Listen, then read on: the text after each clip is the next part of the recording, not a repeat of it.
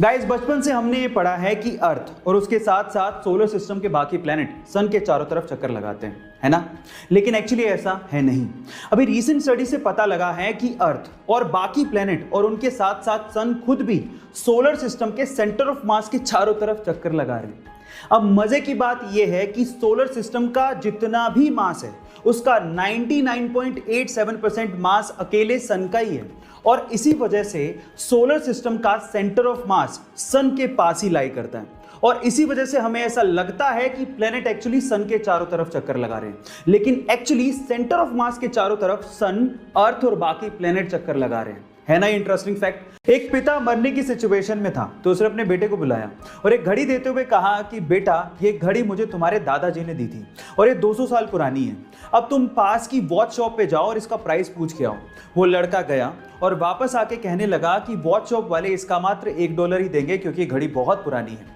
अच्छा ठीक है। उसके बाद पिता ने कहा कि तुम इसी घड़ी को म्यूजियम लेके जाओ और फिर रेट पूछ के आओ। वो म्यूजियम गया और जब वापस आया तो उसने कहा कि म्यूजियम वाले इसके लिए $1,00,000 देने को तैयार है क्योंकि ये घड़ी बहुत पुरानी है।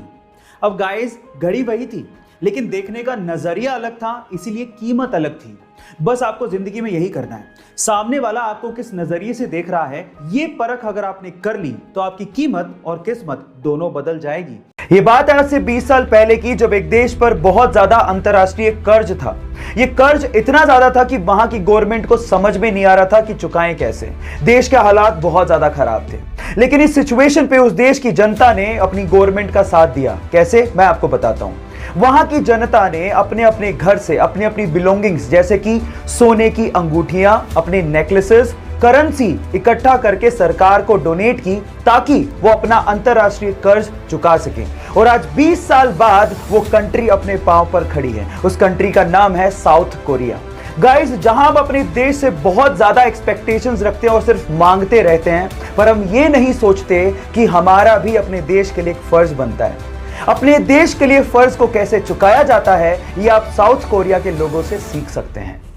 जहां एक और हम इंसानों की लालच की वजह से बहुत सारी पशु और पक्षियों की प्रजातियां इस धरती पर लुप्त होने की कगार पर है, वहीं कर्नाटका के मैसूर में एक व्यक्ति ऐसा है जो अपनी कोशिशों की वजह से पक्षियों की लुप्त होती प्रजातियों को बचाने की एक बहुत बड़ी कोशिश कर रहा है।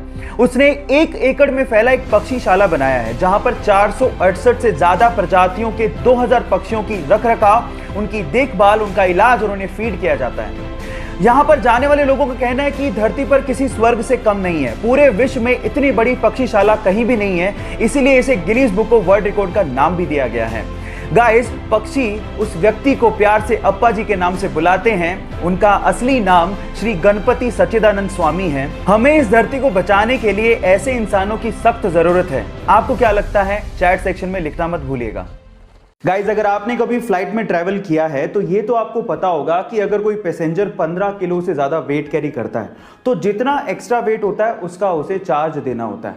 अब एक विचित्र घटना सुनिए जो 2012 में हुई। एक बंदे को ट्रैवल करना था चाइना से south Africa. Total travel time था 11.5 घंटे। याद रखिएगा, 11.5 घंटे।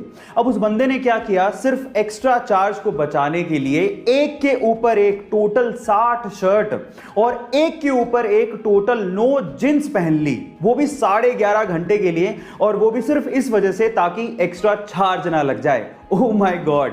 गाइस, इस विचित्र घटना को सुन के आपको कैसा लगा? और अगर मजा आया तो लोगों के साथ इसे शेयर जरूर करिएगा और YouTube पे हमारे चैनल को सब्सक्राइब करिएगा। और अगर आप Instagram पे देख रहे हैं तो मुझे फॉलो करना मत भूलिएगा। मिलते हैं अगली वीडियो में।